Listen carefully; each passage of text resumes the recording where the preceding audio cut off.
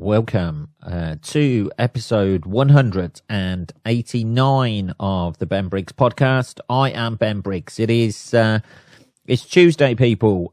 Tuesday, the 23rd of February. We're almost done. 23rd of February, 2021. February's almost over, people.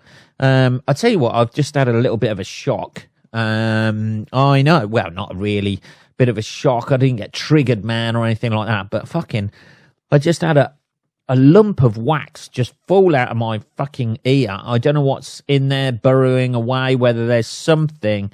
It was like a fucking bullet. I know this is, if you're eating, what time is it now? It's 9 o'clock in the morning. If you're eating, breakfast or anything like that, I don't even apologize. I'm not even going to apologize. Fucking hell, it was like it reminded me of when I went to get my ears syringed, and this was like must be over 10 years ago since I had my ears syringed the first time, and they put the liquid in your ear and then swill it all around like the hot water. And she pulled these things out my ears. I could barely hear at the time, and I'm not surprised why. This fucking wax must have been almost about an inch long, full of wax she pulled out my ear. So God knows how deep your fucking ear canal is. Or mine is anyway, whether it runs side to side and there's nothing in the middle. Some people would say that, but it's just fucking fell out my ear. But I don't know, it was like irritating me a little bit earlier on, and then I thought, is that a fucking hair in my ear or something like that? Because I'm of that age, people, where I have to all of a sudden, I don't know what it is. You get over your 40s and all of a sudden, like, you start sprouting hair out your ears and your nose goes fucking mental. You have to mow that every couple of days. Or weird hairs just appear on your body. Like, I've got hair, like a little bit of hair going down the middle of my chest. Yeah.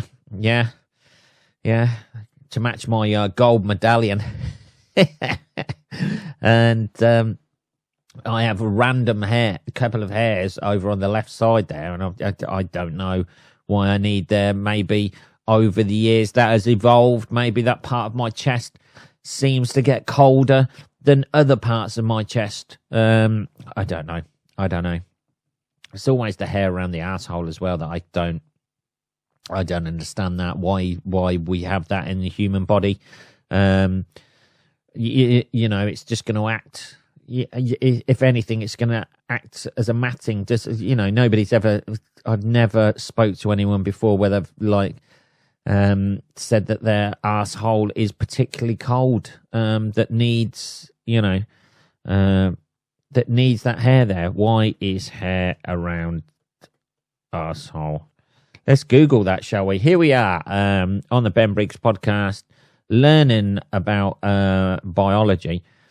Possibly, like other human hair, butt hair likely served a purpose millions of years ago. I can't see what that purpose is. Surely you want a smooth surface there, something that's not going to get, before we evolved into a less hairy type of primate. Eyelashes protect your eyes from debris. Yeah, what? I imagine arse hair isn't there to protect you from debris. Eyebrows keep sweat out your eyes, and hair around your anus may prevent chafing between your cheeks. Oh, yeah, might do. This must have been before the onset of talcum powder. I don't know. Why do we have hair on our buttholes? This is very American, isn't it? Hey, you butthole! We tend to have hair in areas where scent is produced. Oh, yeah, that would be it. And the hairs trap your own unique scent, which can make you more attractive to mates. Yeah. Oh, Jesus. So basically, your hair around your asshole is there to protect you, to prevent the smell of your arse cavity leaking out and putting people off. Butt hair provides a layer to prevent chafing between your butt cheeks when you run or walk or do whatever. Hey, wink, wink, nudge, nudge. Anyway, I It's the aging body, isn't it? Nasal hair. Why is nasal hair? Stop your nose fucking dripping. Does that, nasal hair. Why? Question mark. Nose hair is a natural part of the human body that serves as a defense system. Nasal hair keeps harmful debris out of the body system and maintains moisture in the air we breathe. Blood vessels in the nose and face are extra dense. There you go. So you see these old boys who have got like the amount of, it's particularly old men. You don't get many old women with a lot of nasal hair, but it's particularly men of a certain age in their 70s who just have fucking real, it's almost like moustache coming out of the fucking end of their nose. I see a lot of that about people, but the thing is they don't seem to notice. I don't see a lot of They may have a whole bush coming out of their ass. They might look like a fucking bunny rabbit, for I know. But I haven't seen that on old men. I've only seen the nasal hair and the ear hair. Do they not notice? Surely you look in a mirror when you have a wash, make the soap is all off, don't you? Oh, there's no soap on my face. Oh, my face is a bit dry. I'm moisturised. Holy shit! I've got a fucking bush sticking out of the end of my nose. Do they just go with it? I don't know. I need to pin one of these guys down and ask him one day, what the fuck is going on with the old hair coming out your nose there, me old booty? Anyway, let's have a little bit of coffee. I haven't been up to loads apart from various secretions out of orifices of my body, obviously. It was a bit shocking, though, like just, I don't know. It was just a big lump, and then the end of it was like black or something. So that's obviously the bit that's been delved in a little bit more. What does earwax do? Doesn't it like, what does earwax do? What does earwax do to teeth? What? Who the fuck is putting earwax on their teeth? Earwax has several important jobs. First, it protects and moisturises the skin of the ear canal. Need a bit of moisturiser down there, preventing dry, itchy ears. Second, it could contain special chemicals that fight off infections that could hurt the skin inside the ear canal. Finally, it acts as a shield between the outside world and the eardrum. And I suppose a lot of you at the moment are wishing your earwax was a little bit thicker, maybe. Listening to this. Anyway, here we go. Let's start some of the bits we've been having a look at this week. This was 184 million pounds worth of this is a pound as in monetary wise rather than weight. Cocaine has been found in banana boxes sent from Colombia. This is it's a big drug. You know for a fucking fact that somebody has died on the other end of this. Yes, we've found there's been found 2,300 kilos with an estimated value of 184 million has been found inside a consignment of bananas that arrived in the UK from Colombia, right? You know for a fucking fact somebody has just got 2 bullets in the fucking back of the head somewhere in Colombia because of this. They showed you a picture of the haul. Yes, they're inside banana boxes, but there is no disguise to the fact that they are straight out of Narcos or like fucking Scarface, the way they have wrapped these. They haven't even, there's a couple of boxes with like 2 bananas in, and then they've just gone, fuck it. We got all this stuff. This is going to be, it's 2,300 kilos of fucking drugs. And they've got like a couple of bananas in each box.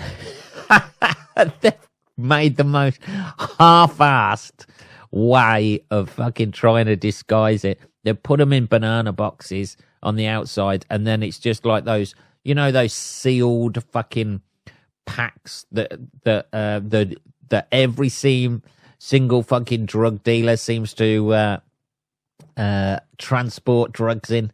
They're about the size of an old video cassette. Hey, DVD for you youngsters out there.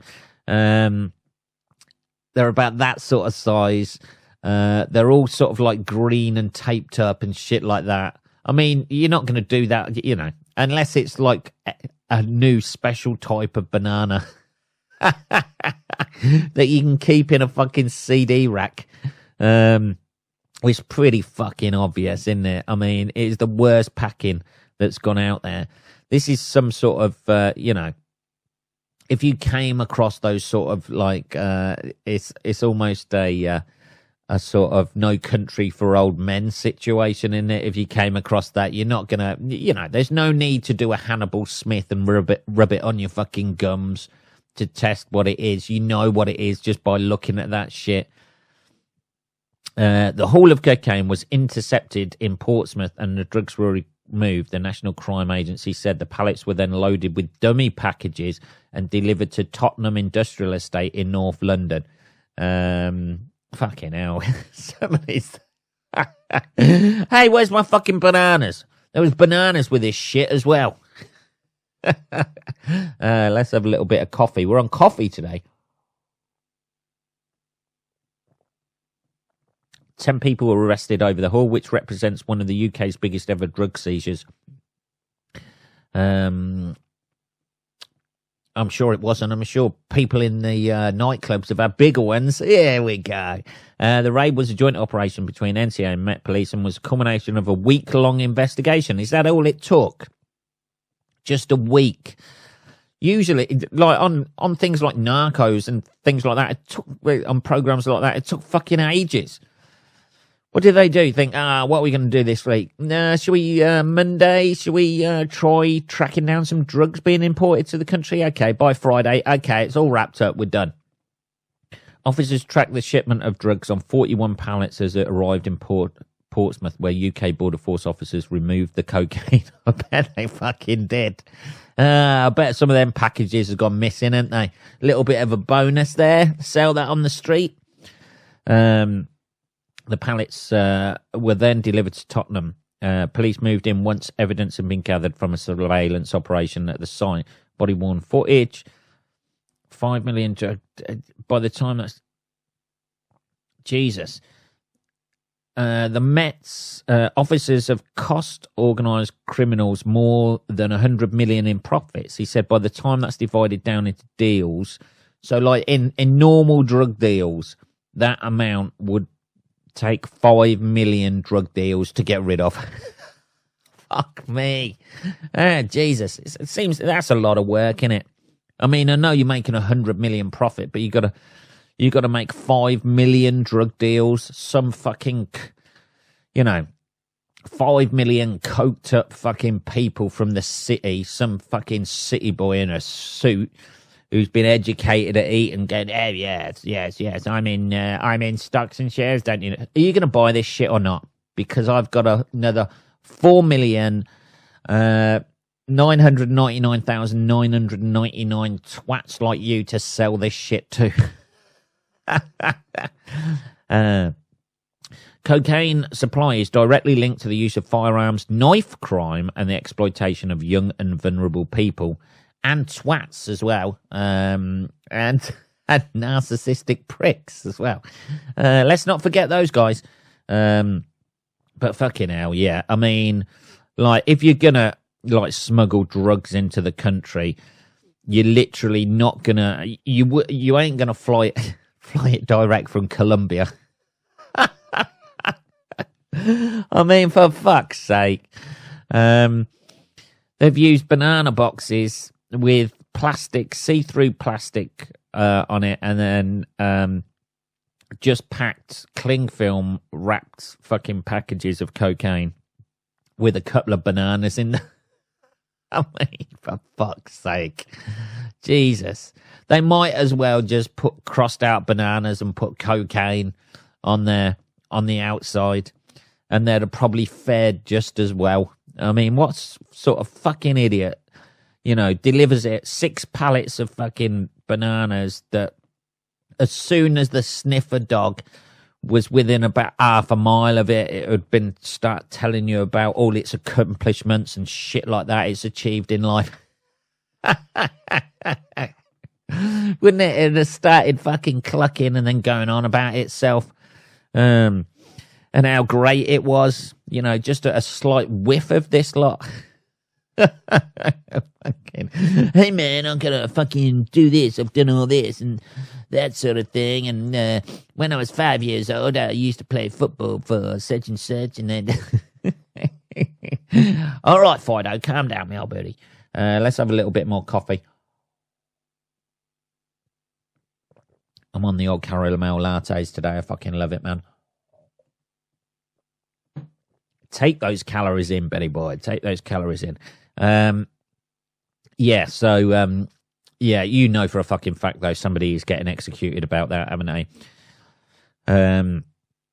Somebody's going to be found in a fucking ditch in Colombia with, you know, like they, or some guy out in Colombia right now is just like, hey, you're going to come down the river and stuff like that? We need to chat to you. Yeah. No problem at all. Bang, bang, the next minute. The next time he's seen is as a fucking bloated body just like sailing past some fucking backpacking tourists who are about to get robbed. Jesus Christ. I mean, for fuck's sake, that is the most half-assed fucking drug transportation I've ever seen. Not that I've seen a lot, but you see it on these fucking, you know, what happened with hiding people's asses? Do they not do that anymore? I know there's gonna, I know there's a lot of kilos there, but you know, 2,300 kilos, you know, yeah. I don't know how much drugs you can get in somebody's asshole. How much? This is a bad Google, isn't it? How much cocaine can you get inside an ass? Inside an ass. How much cocaine can you get inside an ass? Cocaine rectal use, dangers and effect of booty bumping. Is that what they call it? Plugging cocaine puts people at risk for serious medical. Yeah, we don't want to know that. I got cocaine. This is amazing. I got cocaine blown up my ass, so you don't have to.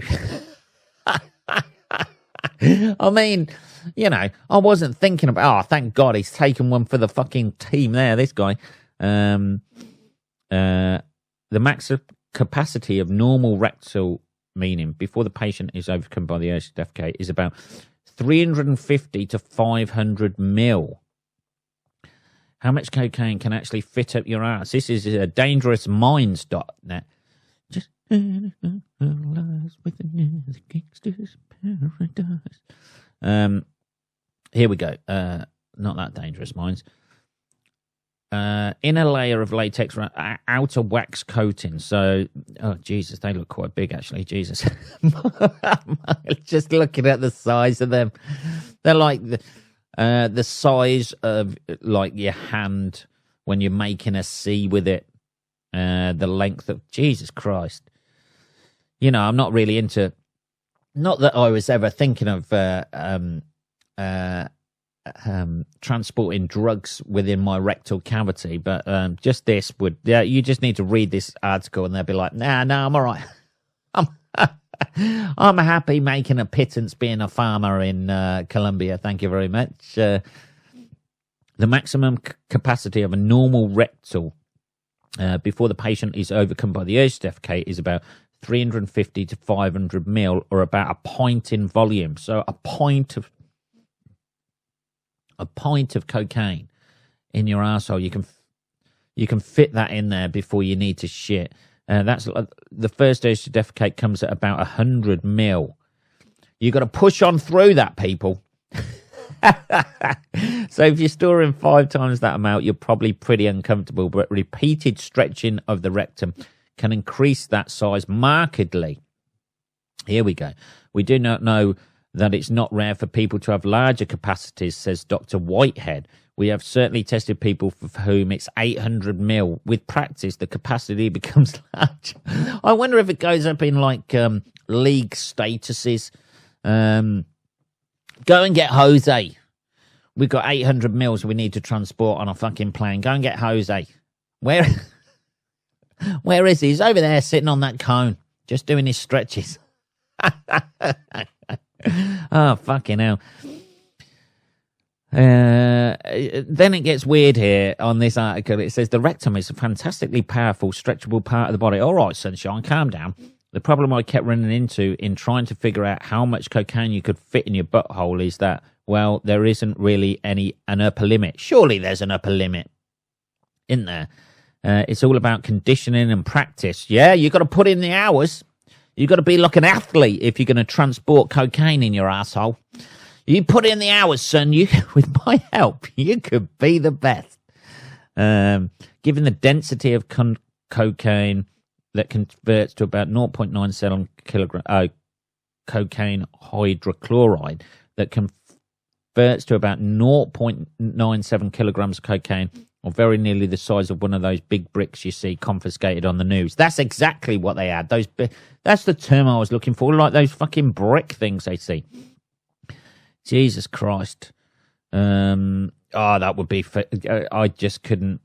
There's an inner layer of latex wrapping, an outer wax coating, a knot tied in the layer of plastic food wrap, densely packed drugs, and then inner layer of latex wrapping. There's quite a bit there. It's not going to be soft, that's for sure. You got to, So if you've got 800, you're 8 times past, like, needing the urge to defecate.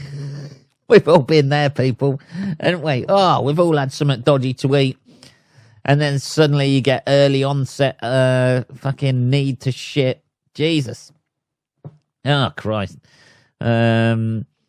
Yeah. That's what. This is the reason why it's one of the reasons why I couldn't, I was not really a user of cocaine. Not really a user, no. Never, one occasion did nothing for me. I was very, very drunk and impressionable. Yeah. I mean, it's just the transportation, Alcohol's meant to be a drug, isn't it? But you get that from the supermarket in a clean bottle with the top still on, that's been put on a manufacturing plant, and it has, it has the ingredients in there, and the manufacturing plant and bottling plant has to be up to certain hygiene standards. I imagine I'd feel differently about drinking a bottle of beer if it had been transported into the country inside somebody's asshole. I'd be like, no, I'm all right, thanks. Actually, I might think about brewing my own. Every fucking top's got, hey, what the fuck? Jesus Christ. Is this mud on the top or something like that? Has somebody dropped this in a puddle? I don't know, people. Anyway, so a shitload. Somebody is going to die in Colombia. Maybe that's the worst thing about this sort of thing, isn't it? They don't just kill their family, they'll kill all their friends and fucking everything. You could be the guy who fucked up's postman and they kill you to make an example because you've said hello to the guy one morning. Or you're the... Hey, I got a load of empty banana boxes for you. Is that for you? You're the DPD guy who delivered the fucking banana boxes, and the next minute you're watching your wife being shot in front of you. I don't know. Anyway, that's fucking hell. Here's a more positive story. Let's have a look at this. A more positive story, but also seems like a little bit of a waste of time. Engineers have built machines to scrub O2 from the air. This is it, people. This is how we fight back against global warming. Oh, yeah. Taking on nature, baby. Taking on the destruction of the world and turning it around. This is what we do as a species, people. We think out a problem. We design a fucking mechanical device. We design a fucking computer system to cure the ills that we have put on the world. We're desperately trying to cram. That's how it feels like at the minute, doesn't it? With everything, with like electric cars coming out. It's like we're like the night before our exams and we haven't revised. And now we're desperately trying to scrabble around and save the planet before it's fucking too late. The amount of adverts on TV for electric cars. Please buy an electric car, please. We're all going to be fucking burnt to death at 50 degrees if we ain't careful in the next 2 years. But a couple of fucking electric cars popping round, that's going to save us. Engineers have built a machine to scrub O2 from the air, but will it halt climate change? This is the title of it. Haven't we got machines like this already? Haven't we always had machines that scrub CO2 from the air? Aren't they called fucking plants and trees? Haven't we got those? Can't we just stick up those American redwoods that like absorb sort of like about 1 million cars worth of fucking CO2 in a day or something? On Wednesday this week, it says the concentration of carbon dioxide in the atmosphere was measured at 415 parts per million. The level is the highest in human history and is growing each day. See you later, guys. We're off. The last one to not be burnt alive by the fucking atmosphere. Turn the lights off. Amid all the focus on emissions reduction, the Intergovernmental Panel on Climate Change, is there a panel that is clearly not having an impact, says it will not be enough to avoid dangerous levels of global warming. The world must actively remove historical CO2 already in the atmosphere, a process often described as negative emissions. So what they've done, this removal apparently can be done in two ways: enhancing carbon storage in natural ecosystems, such as planting more forests, and the second is by using direct air capture technology that strips CO2 from... You know what they're going to do? They're going to fucking go the other way with this, and then there's going to be no CO2 in the atmosphere, and then all the plants will die out, and then we'll just be left there with these machines that you can't switch off, sucking out the atmosphere. I don't know. This is my prediction. Hopefully it won't happen in the next 50-odd years. I know it's difficult, people out there with children and shit like that, but I haven't got any children. And I just want it to be kind of all right until I die, and then everybody can get on with what they want to do. You know, wearing Factor 3000 fucking sun cream, like some weird futuristic RoboCop state we're living in. So this is the direct air capture stuff. Refers to any mechanical system capturing CO2 from the atmosphere. So Swiss company Climaworks operates 15 direct air capture machines across Europe. So they're already doing this, comprising the world's first commercial DAC system. The operation is powered by renewable geothermal energy. Okay, so what effect does this have? The machines use a fan to draw air into a collector inside, which a selective filter captures CO2. Once the filter is full, the collector is closed and the CO2 is sequestered underground. So they put the CO2 underground, where at some point you fucking know it's going to blow. It's going to be like when they switch off the fucking machine in Ghostbusters, the fucking ghost storage machine, and then suddenly everything fucking starts firing out all over the place, and you've got Slimer popping up out of a fucking hot dog fucking vending cart. Jesus. Direct air capture faces many hurdles and challenges before it can make a real dent in climate change. No shit. You know, first of all, you know, it's the same old thing, isn't it? It's the same. It's like across the road here at Sixfields, there's the whole like place with the cinema and a football ground and all the restaurants there was built on an old landfill site, but they have to like put stakes in the ground with like chimneys coming out to let all the CO2 out, because obviously everything's rotting underground and they have to let it out. So all the CO2 doesn't, so all the methane and shit like that doesn't build up and fucking explode. And that just goes straight into the air. So the issue I have with this is it seems like the old human being thing. Hey, we've invented this thing of taking CO2 at the air, and it's going to save us from global warming. Okay, what happens to the CO2? Oh, well, we just fucking bury it, mate, didn't we? We fucking bury it. Is that what that's the thing? Just bury it. Is that it? Just literally just sweeping it under the carpet. Well, we're doing our bit. I'm sure future generations will be able to sort that out. You know, if they're able to go outside and actually work on shit, and their fucking bricks and mortar house hasn't melted on top of them like some sort of fucking copper pot in a fucking nuclear fucking explosion. I have, it literally just sweeping. Oh, brilliant. You're reducing CO2. Well, sort of, for a time being. That is until it explodes underground, and then we're fucked. What about the trees? Yeah, we could plant more of them as well, I suppose. Anyway, can we have investment for this? Is that okay? Yeah, sure. There's £1 billion. Knock your socks off. Jesus. Another fucking waste of time, this seems like.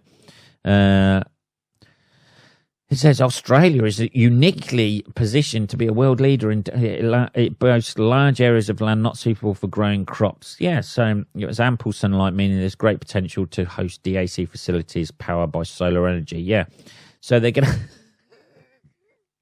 I ain't gonna be taking a holiday in Australia as soon as they start blowing the whole of Australia just blown off the fucking map. Dear. What are we on? 31 minutes, people. Holy fucking shit. That was episode 189 of the Ben Briggs podcast. If you have any questions or you want to put me right about my ignorance on this, just message me podcast@benbriggs.co.uk. I will be back on Saturday, motherfuckers.